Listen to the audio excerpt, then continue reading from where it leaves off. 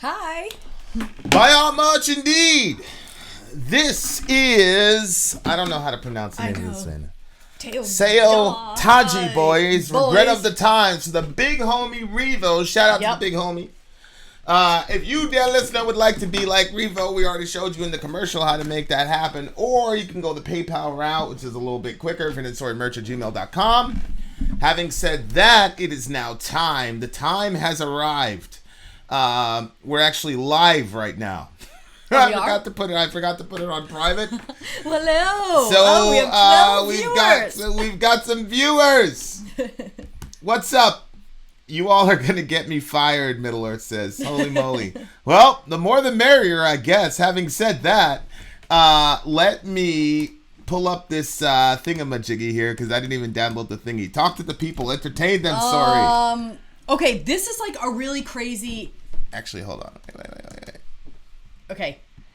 Okay, you're getting that up there. Yep. This is like a really crazy band because Revo gave a ton of stuff. I was going to just go with the one that was by the actual band there. Okay. But yeah, Revo gave us a ton of information about this band. Like, South Korea was under military dictatorship and, like, stuff was really, really bad. And they were controlling everything. And if anybody tried to put out music that went against the government, or if the government thought they would go after them hardcore. And so I guess the main guy in this, before he did his solo band, like, apparently his father, their guitarist's father was tortured to the point of not being able to make music again because the government felt his songs were questioning the dictatorship and requested him to make a pro-government song. He refused and got charged on marijuana possession in 1975. Well, in the late 1970s, when the youth kind of grew up, they decided to hit the streets protesting and stuff, and the government went hardcore after them. The Gwangi uprising, I probably mispronounced that, but the government went hard after them. It left several hundred people dead. Holy moly. And there was one of the students that was taken, and they waterboarded him until he died, and then he was thrown in the river. They tried to cremate him and hide it from the family and try to just pay off the family. But word got out about what was happening. Because the reason that they waterboarded him is because they wanted him to tell who his other activist friends were, and he refused to do it. So with that as a backdrop, it is now better now. I hope so. Yeah. South Korea. Yeah, for sure. Yeah, it's better now. For sure. Away we go!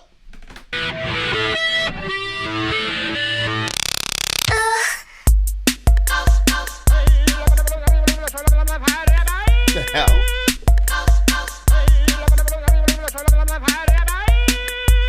So interesting. That's the right song.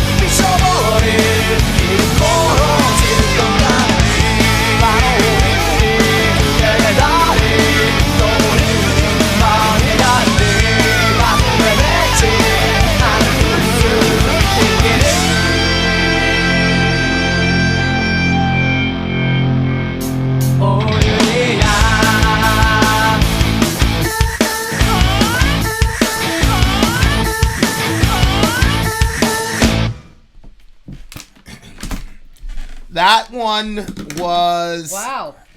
Okay, so Very upbeat. The song was dedicated to... No, this is Revo. Right, but what was... So we had the whole backstory with the history and all that jazz. How does that relate to the song? Oh, I think it was just talking about how they all got started because... So I guess the intelligence agencies and government had been censoring and monitoring all the music. But so he was a high school dropout who listened to Western music because of his father's private collection. And so he was able to go on TV and transform Korean youth music, which had been practically non-existent up to this point. Oh, wow. Okay. So the previous information was what led up to it. Because remember they went after the dad? Yeah. That's really interesting about like music. Yeah. As far as oppressive governments, generally they'll go after the music. It's really really interesting. And it'll, one of the weirdest things I ever saw. It's obviously influential. So I gotta say, in 2008, and I don't care how you feel about it, but these kids were doing this like Obama song. In school, and it was like Obama, and the kids were singing it, and I was like mega uncomfortable, bro. Really? Oh yeah. I was mega uncomfortable. They had these kids singing about how Obama was gonna do all this jazz in the country and all this. Like I'm not a fan of elevating one person like that. Well, kids making songs to government officials as if they're the savior. Like that's a completely un-American mindset. Yeah, I can see that. You're supposed to be skeptical and cynical in regard to the government. You're not supposed to be making, obviously the Republicans went crazy, started talking about Hitler Youth and all that. Oh, this reminds me of Hitler Youth. Which, is ridiculous. But it does stand to the point, though, that it's very, very dangerous when the government starts getting involved in all of these overreaches. But I do think it's pretty telling that one of the things they really go after is the music. And I think it's smart for them to do so. Because, I took this class one time and I was blown away by the effect of music and warfare. So for the they always vast majority of I didn't know, but the vast majority of human history, musicians always accompanied soldiers' warfare. Yeah. There was you even see some of this stuff in the Bible to a degree. So it's like, the whole Walls of Jericho situation. It wasn't just noise. they were singing. Well, and they did the the drums and all. Yeah, it was used to intimidate the enemy and to give courage to the it's inspirational to the soldiers. Too, because like you said before, there's some stuff that people just do. And like you said, like there's some like Mo Murder on Mo. Mo Murder, yeah. Yeah, like that one gets people in the mood for certain things. Music gets us in the mood for certain things, and I think that I don't know. I think also music has a way of kind of freeing your soul. So if you're talking about a government that's trapping you, and then you're talking about music, the music itself is talking about freedom and stuff like that. Like I think it's the sound as well as the lyrics coupling together to kind of give you this feeling that the government clearly didn't want. That's really messed up. Yeah. So it's like it's one of those really interesting situations about human nature where it's clear the government figured it out. But at the same time, the government is having a hard time. You can't keep something like that in a box because it's metaphysical. It's just like people saying you can't kill an idea. And that's crazy to me that like you got young kids that are enduring torture. Like that's how crazy the government became over there. I don't know much about Korea and the Korean conflict and all that jazz. But maybe I should. I can't even imagine. I should really look into it. Being in a government like that. What do you mean? Just the level of control. I think because, like, I came up in a very rigid environment as far as rules. Like, everywhere I went, there was ridiculous rules. And if there was ever an environment that was a little lax, they tightened up because they knew who my parents were. And they would tell my parents if I didn't follow everything to the letter. Like, there was no place to relax. People were telling on us all that. And the other thing, this was something that I was talking to my mother about, because we were homeschooled and homeschooling wasn't a thing at the time. People, when they found out that we were homeschooled, I forgot they used to do this. They'd say, oh yeah, what's the capital of Kentucky? What's the capital of this? Multiply this for me. And they'd start quizzing you like they never did with any of the other public school students. So we always had to like perform like circus animals for these people. Yeah. But like, that was, I knew that was our family life that was very strict. I knew that not everybody was strict, but imagine having, like, being the parent, like how free you like the kids to be in their expressions and their personalities and stuff, knowing that you had to stifle that because the government could kill them if you didn't. Holy moly. Like, don't you dare express your stuff, because we would have major conflict, because I'd be like, shut the fuck up. Don't say a word. I would want the kids to just be quiet and stay alive. And I don't know if you'd be like... Well, yeah, I mean, I wouldn't tell them to go die, but... Yeah, I mean, it's definitely, yeah. Why are you waiting your whole life for the sound of giving up? I feel like the whole world is going to go crazy, Sue. Those kids got so loud once they got on that subject because of your fake accusation, and your face is twitching. The elite... That would be the old and the well-educated. Adults wander the streets with their pretty dolls. Because remember, the elite there was schools and jobs that were for the elite, and if you didn't have those positions, you were looked down in their society. So he's he's calling out those people. I guess the government would even tell them what to wear and how to do their hair and everything. God. Yeah, I mean, that kind of... I just don't understand... To me, that degree of control of another human being, when you multiply that by millions of people, just seems really impossible to manage effectively. Like, how do you manage what a person wears over a year's period of time when you've got millions of citizens? How do you do that? Well, I think that's where, you know how, well, again, you didn't experience this, but in all the environments where it was very strict like that, where it would seem like, how can they keep all this stuff in line? There's certain people, there's people in the community. I mean, we have one guy that like patrols the beach. Yeah. Like there's always those people in a given society. Yeah. And so those people police the other people. And if you don't do what they say, they have that power and they'll go tell on you.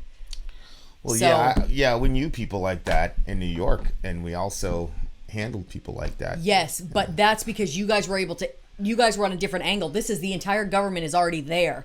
That's established. Those people are there. So if you do something about it, like, you're going to get it too. Yeah, but you're going to get it regardless, because this dude's going to snitch on you. I see your point. I just think for me, those things are untenable over a long period of time, because eventually people say, man, I'd rather die. Well, it took a long time before that happened, right? What do you mean? I don't know. How long was it? That was quite a few years. How many years was it? He said it had been going on from 1962 to 1987. They were under that dictatorship, and it wasn't until... Yeah, but how many years were they doing that whole, like, we're going to tell you what to wear and all that other jazz? I'm assuming this. Yeah. Over almost 25 years. That's what it looks like from what he wrote up here. I mean, it started with it looks like it started with economy and business. It does say police officers regulated youth clothing and hairstyles, ensured they were distracted from their purpose in life, which was to become educated and work to elevate the country. Put them in house arrest of the government, whether politician or musician. Yeah, I mean,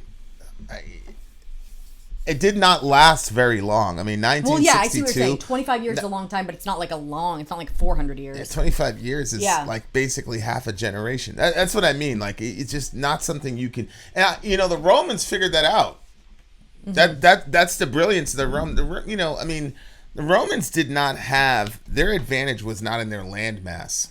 Like China, where you just have this massive... It was in their brutality. Well, but it was also in the way that they understood that to have that level of control is inefficient and impossible. If you want to be a very good oppressor, what you need to do is give people just enough comfort and make them think that they have a voice when they really don't. Then you can oppress them for hundreds of years. But if you take away that veneer, then people are going to rise up and they're going to overthrow you within a generation. So what the Romans would do is they would show up to your place and they'd say, okay, whatever the established religion is, you guys can keep it. You just need to burn some incense to Caesar every once in a while. But you can worship Hecate and you can worship all these other people. That's fine. You got to keep your practices. Hell, they wouldn't even force you to read Greek or Latin, although most people at the time, especially in Jesus' time, were triliterate because you had Latin. Everything was so close too. Yeah, you had Latin, Greek, and then Aramaic, which is the three, So like, they would allow you to keep your culture. They'd allow you to keep your language. They'd allow you to keep your religion. The major markers, their big thing was, we're going to tax the hell out of you. So the whole point of Roman brutality was to keep people, the whole goal was to continuously keep people paying taxes. That's really what it came down to. So as long as you paid your taxes, the Romans were good with you. As long as you paid your taxes, you acknowledge the supremacy of Caesar. Yeah, that seems more simple. It's brilliant because then you have less things. Yeah, that you have to manage. And what does it matter? Well, and the warrior spirit that is in every human being. Most people, you have to, I ran into an actual warrior today at Walmart, but he's an exception. They tell you all the time, like, you're 1% of 1% of 1%. People actually willing to go out and fight for the homeland. Of course, bro had like 3 or 4 kids. He's got a beautiful wife. So he's got a lot of really good motivation to go out there and do whatever he needs to do to make sure that they're good. But the average person is not like that. The average person, you got to really put them in a situation to where it's going to make the average person finally say, fuck this shit. So like in Syria, you had a very successful, which we'll all see in about, I don't know, probably next 15 years eventually. But we did a very, very good job of convincing the average dad in Syria that if he didn't pick up a Kalashnikov, Bashar al-Assad was going to come in and torture his kids. Now, granted, Bashar al-Assad, he's done some nightmarish stuff to kids. He's kidnapped kids and chopped them up and sent the body parts to everybody in the village. But, it's one of those things where it happened not as frequently as the propagandists, wanted us to believe. And so then you're looking at this as a dad and you're like, well, shit, now I got to fight. So I think that like that kind of oppressive government is too far. The masters of oppression are like America, right? Where you have people saying, I don't like Donald Trump and I don't like Biden, but these are the only 2 choices I have. So now Americans feel like, oh, I'm taking part in the democratic process, when in reality, all you're doing is maintaining status quo and make sure you pay your taxes.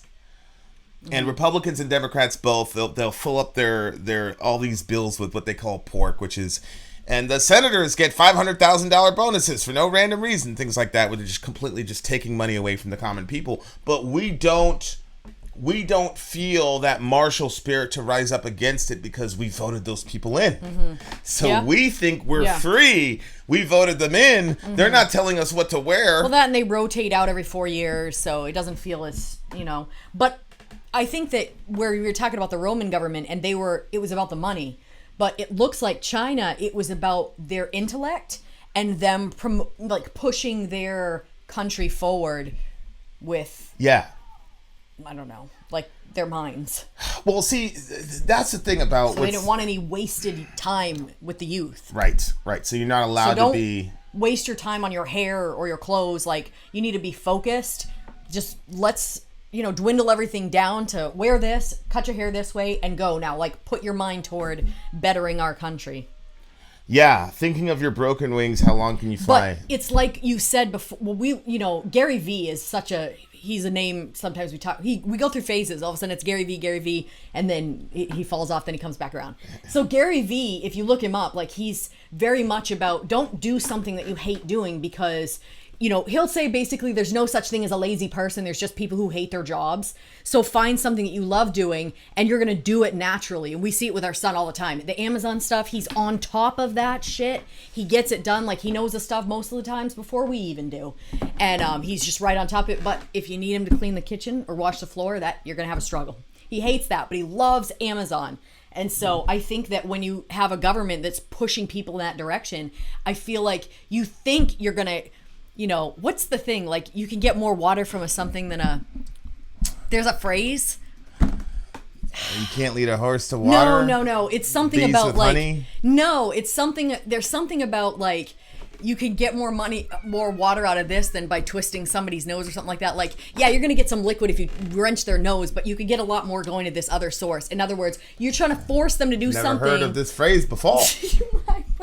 Maybe it was on some comedy or something. I don't know. But the idea is, if you want somebody to do something, but you're forcing them to do it, they're going to have less drive, and their creative powers are going to be lowered because they're forced to do it. It's not something that they're interested in. But if they choose something and they want to do it, like, I mean, getting Zoe to do math is very difficult. She hates math. But getting her to with write, a passion. Nobody has to tell her to write. She literally goes downstairs with a pen, with her iPad. She has a script that she's writing and a book she's writing at the same time. The script is for the acting part of it, and the book is when people want to read the whole thing. She has all three things up, and she works on the thing for at least an hour, 2 hours, sometimes 3 hours, and she's upset when she can't go do her writing. Yeah. That's what we want. Selah, it's her art. She wants to do her art. Johan, it's science. Actually, he's kind of broadening now. It was just science, and now it's political stuff. He's into politics? Yeah, he was listening to some political stuff down there. And Dorian, it's just the Amazon. It's just very interesting to see how far people will go with something, and you don't have to push them when it's something that they enjoy and they want to do. So I think that the government ended up, you know, stabbing their own self in the back, because people are not going to be forced that way forever. And you saw that, like, the kids, maybe the parents are like, oh my gosh, like, I don't want anything to happen to my kids. I'm going to go along with the party line. But the kids are like, F this. And then the kids revolt against it. Well, it's the pendulum that you see with parents and kids. The adults already got to live out their childhood. Mm-hmm. And they got to do whatever, you know, they want to do. The kids are like, nah, bro. Yeah. And it's like I said, that's why the Romans were so brilliant. You know, and to Perkinos's point, prior to that, you had Alexander with Hellenization. Mm-hmm. And Alexander's idea was, look, we've got the best social system ever. Mm-hmm. And so everybody needs to get up to where we are. And so they forced it on everybody. And, you know, historically speaking, Alexander proved to be right. He was right. Hellenization was good for the world. Mm-hmm. It's just the way that he brought it about, I think, was obviously was through violence and conquest and all the rest of it. Yeah, so this song to me is about the human spirit, man. Mm-hmm. It's you know, low-level dictators don't understand. And the real devious people, like oligarchs, the people who truly are bent on world conquest and domination, do not treat people like that. Mm-hmm. Because we've just realized over time it doesn't work. And so the irony of this entire situation is we're Americans looking at this episode in Korean history be like, damn, that's really oppressive. Not realizing that the people that are oppressing us, and I'm not talking about black and white and critical race, I'm just talking about period. Like, for example, what just happened with this COVID relief stuff? Billionaires became twice and 3 times more rich during COVID and the redistribution of capital, and then they cut the regular people $1,600 checks while they gave billions of. This is the same thing that happened in 2008, right? So this is like industrial strength level oppression. What's happening to us, but we believe that we're free because we chose our oppressor. Right. It's unbelievable. So that's why music like this is important. Mm-hmm. Like and you got to kind of give it to Revo, because prior to Revo, I didn't really understand like the backdrop of K-pop. I just looked at K-pop like, oh, it's just not to be taken seriously. Yeah, it's just you know, but it's actually pretty brilliant. Yeah. It's a pretty and their brilliant journey is just so intense. Yeah. It's like, wow, okay, like who would have thought that, this kid, his father had a private collection of Western music. It's just like such a great story too. Like, wow, like the lengths that people will go to because they believe in something. And so he goes and he does this stuff and he's able to get his message out there and stuff. It is really a shame though that it does get overlooked because we don't know the story. And it's just a stereotype with K-pop that I think what happens is Americans sometimes probably project their culture on other people because our pop music is generally vacuous and is generally not saying anything. More or less. And obviously the whole world is influenced by us as Americans, as Revo even said. But they took the sound or the aesthetics or whatever, but they're stuffing it full of some real significant shit. Mm-hmm.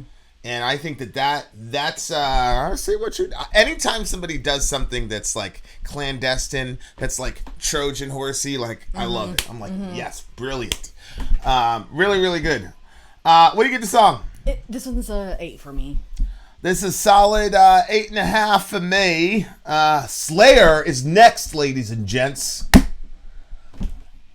Okay, there you go. Shout out to the big homie Revo. Revo, he did this for us. He doesn't want any recognition for this, but Revo will send us these dissertations of the historical back because it's important to understand.